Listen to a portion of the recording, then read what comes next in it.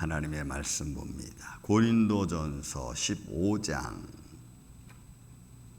12절부터 19절까지 있는 말씀을 교독하겠습니다. 12절부터 19절. 그리스도께서 죽은 자 가운데서 다시 살아나셨다 전파되었거늘 너희 중에서 어떤 사람들은 어찌하여 죽은 자 가운데서 부활이 없다 하느냐.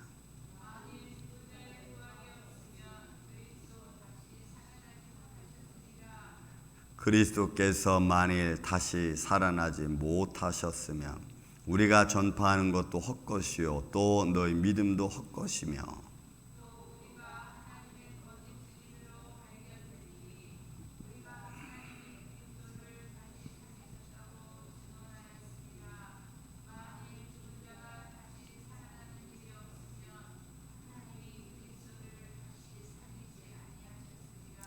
만일 죽은 자가 다시 살아나는 일이 없으면 그리스도도 다시 살아나신 일이 없었을 터이요.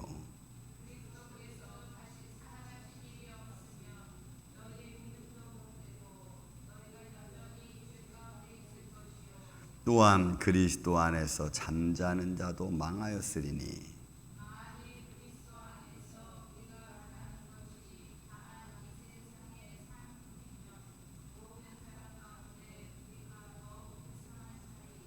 아멘. 자, 오늘은 부활에 관한 이제 바울이 고린도 교인들에게 그리고 오늘 우리에게 들려주는 것은 부활의 역사성입니다.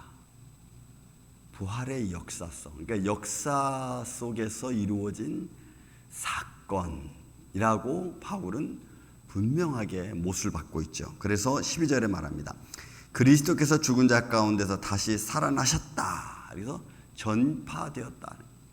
여러분이 사람의 말과 말을 통해서 내려오는 구전, 어떤 역사적인 기록물, 오늘날에는 역사적인 기록물을 중요시 여기지만 오히려 역사적인 기록물이 거짓일 수도 있죠.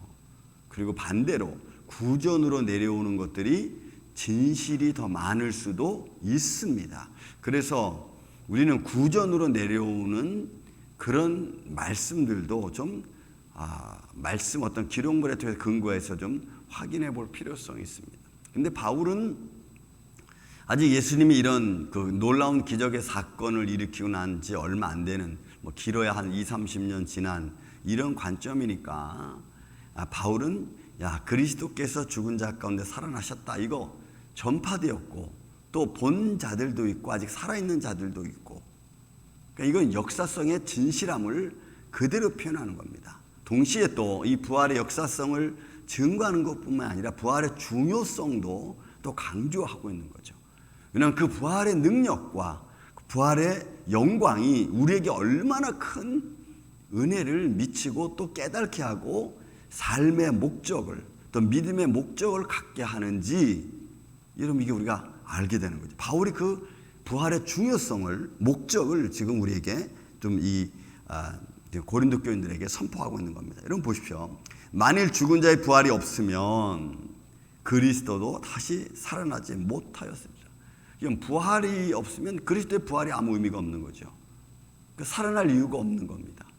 부활이 없으면 그냥 그대로 그냥 끝나버린 겁니다. 많은 사람들이 이 땅 말고 다음 세대에 관한 이야기 할 필요도 사실 없는 거죠. 우리도 이 부활의 능력과 부활의 목적이 없으면 우리가 오늘 이 아침에 예배드릴 이유 아무것도 없습니다. 부활이 분명히 있고 부활의 목적이 있고 중요성이 있기 때문에 거기에는 하나님의 나라라고 하는 중요한 메시지가 담겨져 있는 거죠. 그리고 인생이 육신으로의 삶의 끝이 아니라고 하는 것을 분명히 선포하고 있는 겁니다. 만약에 그리스도께서 다시 살아나지 못하셨으면 우리가 전파하는 것도 헛것이고 너희의 믿음도 헛되다. 맞습니다. 바울은 지금 고린도 교회가 목적 없이 저들이 많은 은혜를 받았지만 그런 은혜가 아무 의미가 없는 거예요. 부활의 중요성에 중점을 두지 않고 자기들 마음대로 자기 어떤 감정대로 이렇게 분파별로 나가고 있는 그들에게는 부활의 요소를 찾을 수가 없었던 거죠. 그러니까 여러분, 이 분란, 또 불만, 또 불평 이런 것들 속에는 부활의 의미가 전혀 없어요. 지금 고린도 교회가 하나님의 은혜 가운데 있었음에도 불구하고 또 그런 은사를 그들이 스스로 말하고 표현하고 보고 있으면서도 그것의 가장 핵심적인 부활의 정체를 깨닫지 못하는 이런 고린도 교회의 아픈 현실, 그걸 지금 이야기하는 겁니다. 그리스도께서 부활하지 않았으면 전파하는 것, 너희 믿음, 너희 생활 다 헛된 거다.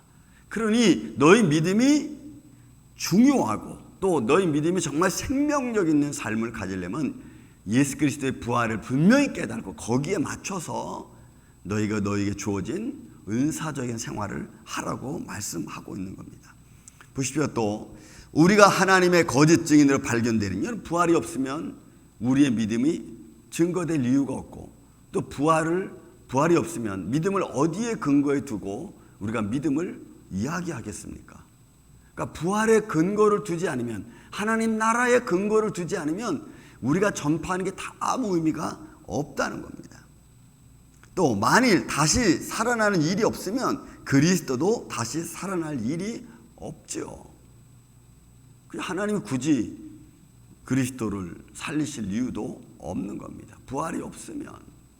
그러니까 하나님의 나라의 분명성, 하나님 나라의 확실성, 이 모든 것들이 집약적으로 그리고 한 번에 마치 뻥 터뜨린 그런 모습 중에 하나가 우리 눈에 보여진 것 중에, 우리가 들려진 것 중에 하나가 여러분 부활이라고 하는 거예요. 그래서 이 부활은 하나님 나라의 확증과도 같은 거예요. 하나님 나라의 존재의 확증과도 같은 겁니다. 또 17절, 그리스도께서 다시 살아난 일이 없으면 너희의 믿음도 헛되고 너희가 여전히 죄 가운데 있었을 것이다. 그렇죠. 그리스도의 십자가가 무의미한 겁니다. 죄 씻은 무의미한 겁니다. 그런 마음 무의미한 그런 그리스도의 십자가 무의미하다면 결국은 부활도 우리에게 아무 의미가 없는 겁니다. 그러니까 지금 바울은 고린도 교회에게 가장 핵심적인 이야기를 지금 선포하고 있는 거죠. 그리스도의 십자가의 죽음과 부활은 바로 너희가 지금 하나님의 일을 하고 또 교회의 일을 하고 또 은사적인 한 모든 것의 핵심이라고 선포하고 있는 겁니다. 그러므로 이 그리스도의 부활, 여러분 선포합니다. 이 19절을 보니까 만일 그리스도 안에서 우리가 바라는 것이 다만 이생뿐이면 모든 사람 가운데 더 우리가 불쌍한 자라. 그러니까 바울은 부활이 없는 믿음 생활하고 있는 너희는 오히려 정말 너무나 어처구니 없이 아무 무의미하게 목적 없이 이런 일을 행하는 것과 똑같다고 바울이 지금 역설적으로 표현을 하는 겁니다. 사랑의 아침 성도 여러분, 부활의 능력과 부활의 중요성, 이것은 하나님 나라와 연결되어져 있고 오늘 우리의 생활과도 직접적으로 연결되어져 있는 줄로 믿습니다. 그래서 우리의 생활은 여기서 끝나는 게 아니고 예수 그리스도의 부활을 통해 하나님 나라까지 연결되어진 거니까 그 어느 것보다도 그것을 바라보면 우리가 현실을 이겨나갈 수 있고 견딜 수 있고 또 우리가 담대히 살아갈 수 있는 거예요. 그래서 바울은 지금 고린도 교인들에게 이 부활이 빠진 그리고 그리스도의 십자가가 없어진 상태에서 나타나고 있는 분쟁의 문제, 또 삶의 문제, 환경의 문제, 도덕적이고 윤리적인 문제, 이런 것들을 다시 한번 정리하라고 권면하고 있는 겁니다. 그래서 부활이 우리의 윤리적이고 도덕적인 것들을 이겨낼 수 있고 정리할 수 있고 또 예수 그리스도의 십자가의 능력이 우리를 본능적인 죄 가운데서 우리를 하나님의 의의 종으로 나올 수 있게 만드는 하나님의 큰 힘과 능력인 줄로 믿습니다. 그 믿음으로 또한 그 은혜로 그 십자가의 능력과 부활의 능력으로 오늘 저와 여러분이 이 아침에 예배하며 주님께 영광과 찬양을 드리고 또 그를 위하여 우리가 매일매일 시간을 내고 또 몸을 맞춰서 준비하는 줄로 믿습니다. 그 믿음과 그 은혜가 오늘도 우리 안에 있어서 내가 살아가는 목적은 예수 그리스도의 부활, 하나님의 나라, 거기에 확증을 두고 여러분들 오늘도 담대하게 영육간에 올라 강건함으로 살아가는 복된 한 날 되시기를 예수님의 이름으로 축원을 드립니다. 사랑과